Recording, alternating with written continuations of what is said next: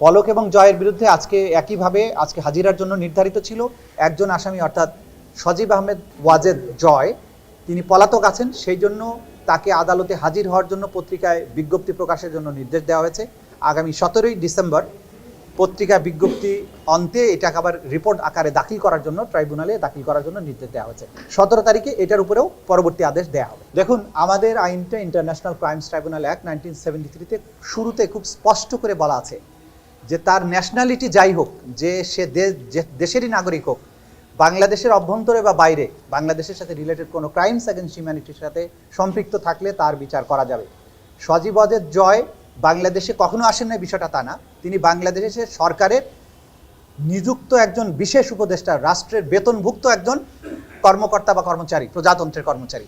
তিনি সাজাপ্রাপ্ত আসামি শেখ হাসিনার পুত্র, তিনি আওয়ামী লীগের নেতা, বহুভাবে তিনি বাংলাদেশের সাথে সম্পৃক্ত।